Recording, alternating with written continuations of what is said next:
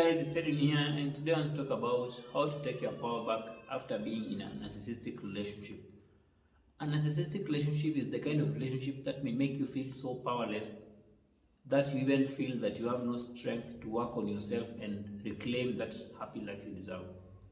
What may weaken you even more is the fact that when you come to that realization that all the flutter and the charm in the beginning of the relationship was just a facade to hook you in.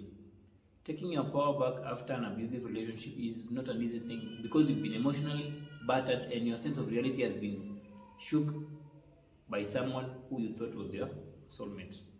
And you now feel like a slave to them. Narcissists may have controlled you so much that you even feel that they have power over you. So this notion of taking your power back may seem so overwhelming and scary because you do feel that the narcissist will still find a way back into your life. This is of course reinforced by the fact that you are still trauma bonded and the narcissist has probably smeared your name in the neighborhood, which makes it really hard for you to take your power back. In simple terms, a highly manipulative person takes you hostage in and after the relationship. After you leave the relationship, you're still being held hostage. In the relationship, you are still being held hostage. Lack of empathy will mean that they will do anything so that they can just retain that control over you. With a narcissistic person, you are so powerless to change them, you are powerless to negotiate with them, you are powerless to just make them understand and leave you alone. It's more like they can't just leave you alone just like a normal relationship where when you break up, you just say, hey, bye, it was nice having you, or it was nice spending some time with you. No, it doesn't end that way. It more ends like they just want to leave you at your lowest and they want to make sure that you don't move on and thrive in life. That's why breaking free from the shackles of a narcissist can be a challenging thing, and that's why it's so necessary for you to break free from those shackles so that you can heal and find the power within. So, how do you take your power back from a narcissist? One thing that may help you take your power back after being with a narcissist is to educate yourself and understand some of the truths about the relationship. Here's the thing, knowledge is power to any victim of abuse, but it's poison to the narcissist.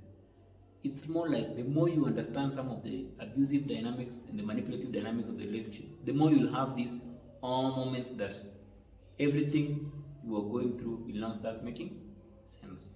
Your energy will slowly return as you uncover some of the truths about what you've been going through. You will understand that you are not stupid for falling for their lies or for staying too long. You are just an innocent, loving human being who never realized that someone can create an illusion of love and make someone else's life miserable. You'll just understand the nature of a narcissist. You will also understand that it's okay to have insecurities, weaknesses, and vulnerabilities and strengths, as those are things which make us human. But you just fell for someone who exploited them for their own needs. On top of all this, you will know that facing the pain you are going through now is what healing is all about. In short, awareness and understanding will give you this perspective you never had before. And with this perspective, you can now know the best way forward for you instead of waiting for the narcissist to give you directions. That's how knowledge will help you take your power back. Another way which you can use to take your power back after being with a narcissist is something called reverse discourse. A reverse discourse is an instance where you use pre-existing language and then you take the opposite interpretation of that language. According to Shahida Rabi in her book, The Narcissist Nightmare, reverse discourse puts you back in control of the abusive words you've been called by the narcissist. It's also a way in which you can use to release the rage you have towards the abusive person. It's more of like watering down those abusive words you've been called and then rechanneling those words to be your source of strength. There are various creative ways you can use to empower yourself by taking control of that language or those words you've been called, and I'm going to share with you some of the 3 methods Shahida suggested. The way to practice reverse discourse and take your power back from a narcissist is to talk back at them. It's not about literally like talking back to them, it's more like having that uncensored talk in your mind over what they called you. It's more of like a safe space where you can vent all those resentments you have for that person who made your life a living hell. It's more like cursing them secretly, but just for yourself. So you can do this by like taking a journal, preferably handwritten, and then cursing them and then calling them all those shitty words you can think of. You can call them an asshole, you can call them like any kind of what you think of. It's more like just releasing this rage which is burning inside you. But instead of releasing it to them, you are releasing it on a piece of paper. Also practice this method by writing about the positive remarks which others have made about you to counter the negative statements from the narcissist. The harsher you are when you are doing this practice, the better, because it will mean that you are really on fire and you are really pouring out the rage which is burning inside you.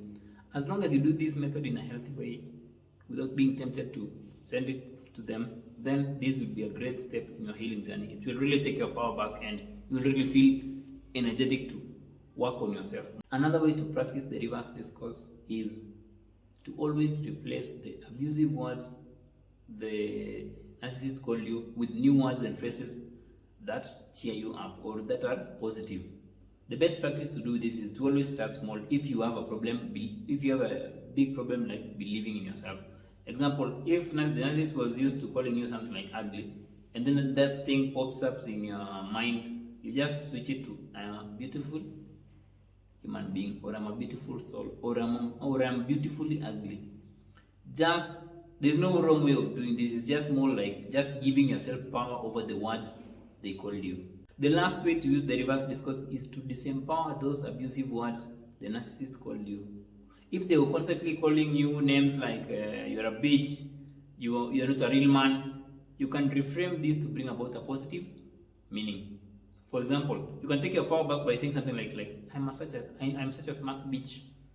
Like you've sucked the negativity of that word being a bitch. Or something like, if being a real man means like being demeaned and abused, then I'd prefer not to be a real man. There's power in realizing that words are just words and you are the only one who can give power to them. That can really save you the trouble of overthinking of what other people say about you. That's the main aim of this reverse discourse. You have the power over the words people call you. You have the power over the words the narcissist call you. To take your power back from a narcissist, you have to focus on things you can control. What may make you feel powerless after abuse is constantly obsessing over things you can't do anything about. These things may include waiting for their apology, seeking closure from them, or just anything which has to do with them taking action. If you focus your healing journey on them, you'll be powerless because there's nothing more you can do about it. And the more you try, the more you are wasting energy which you would have rechanneled elsewhere. You focus on them in your healing journey, the more you will be disappointed. Here's the thing: if you want better results in your healing journey, focus on the things that are within your control and focus on making yourself better and not making them better. Only that will ignite that power within you that will energetically drive you to greater heights in your healing journey.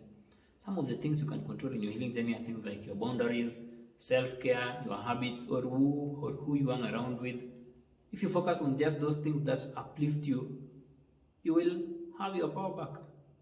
Here's the thing: taking power back from someone who's constantly abused you may seem like a daunting task, but that power was never taken away from you in the first place. It's just been tainted by just a cloud of verbal abuse which was manufactured by the abusive person.